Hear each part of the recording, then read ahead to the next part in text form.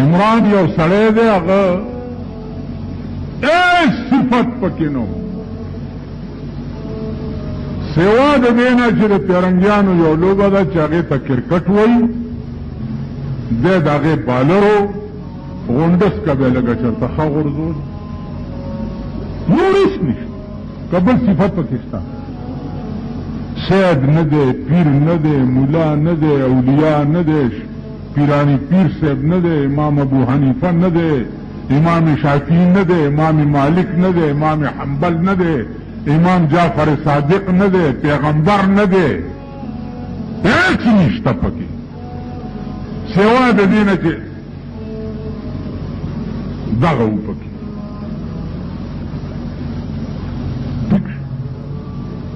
ځواني لږه ښه ده هغه د پاکستانو ښځو خوښ وه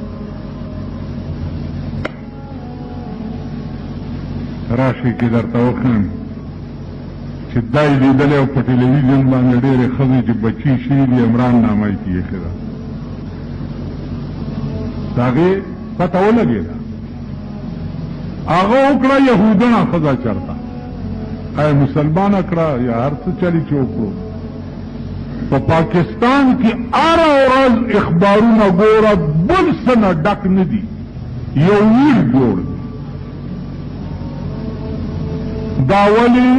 ولې پاکستانی ښځې وایي چې عمران یهودنه ولې وکړه موږ ولې پاتې شو په کار دا چې موږ کې یوه کړی اوس ښځې خو لا پرېږدئ ګړاګانو جلوس وویستو و په شرمېدنو شو شرمېږي داسې شرمېدلي ملک کې اوسېږي او داسې شرمېدلي ملک کې پیدا یې اجراګانو جلوس وویستو چې عمران په یهودو کې ښځه ولې کوله مونږ کې یو اجرا به یې کړی وی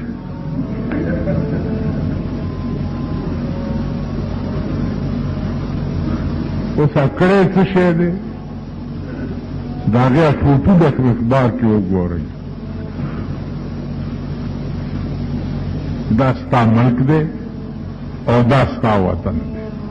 دا ستا د ملک اخبارونه دي بل څه پکې نشته په اخبار کې به دا ونه ګورئ چې پاکستان کې فلانه ترقي وشوه فلانه جهاز جوړ شو فلانه بیړه جوړه شوه دا به ونه ګورئ فلانه توپه جوړه شوه فلانه ټینک جوړ شو په فلاني ملک باندې انشاءالله حملې دپاره تیاري ده دا به نه ګورئ خو د پاکستان په اخبارونو کې به دا ګورئ چې عمران یهودنه ولې وکړه مونږ ولې پاتې شو اجراګان به ځان له جلوس وباسي ښځې به ځان له وباسي دا ستا د ملک اخبارونه دي او دا ستا د ملک قوم دی دا ستا د ملک سړي دي او دا ستا د ملک ښځې په دغه ملک کې مونږ اوسېږو دا زمونږ قوم دی او مونږ دی مولیان یو دا مقتدیان دي او مونږ د امامان یو خیال امراض دغه ګن مونږ پسې ولاړي دغه ګن مونږ جنازې کوو دغه ګن مونږ نکاحونه تړو پروسه کال مې یو نکاح تړلو هغه هلک ته مې دا جنۍ دې قبوله کړې ده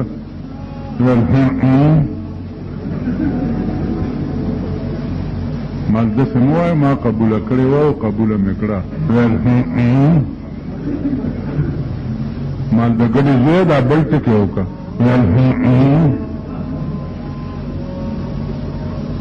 ستا د ملک نوجوان طبقه دومره هم نه پوهېږي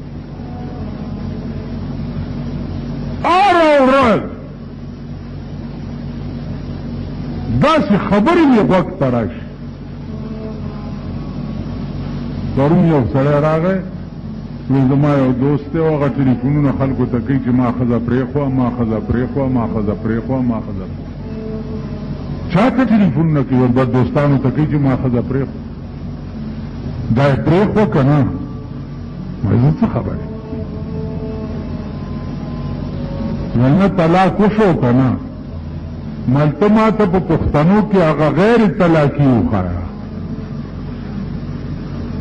پښتنو کې خو 99% طلاقیان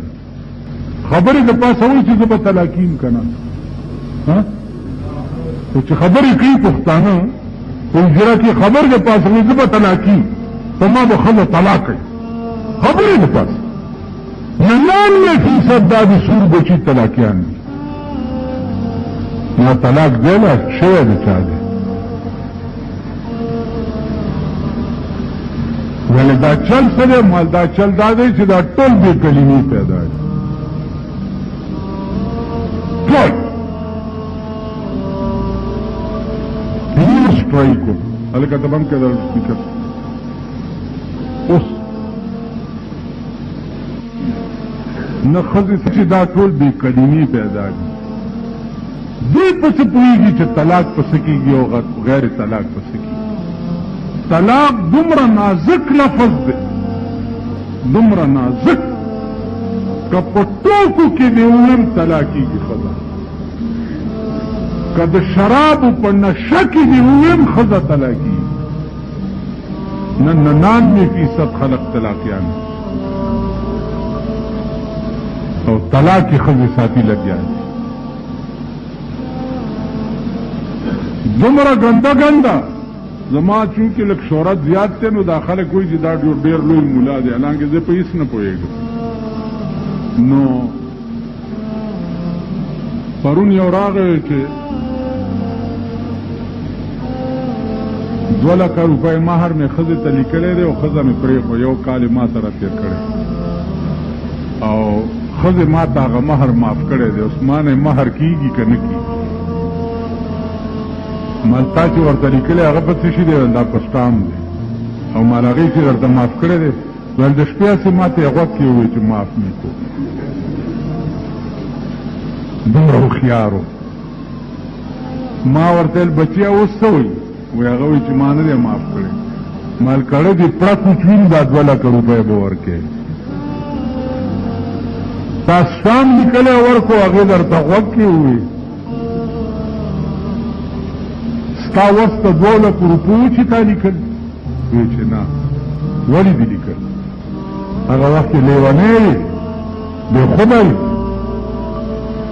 مهر دا عوض د بزعې دی کړه دې چوی او کور دې وراني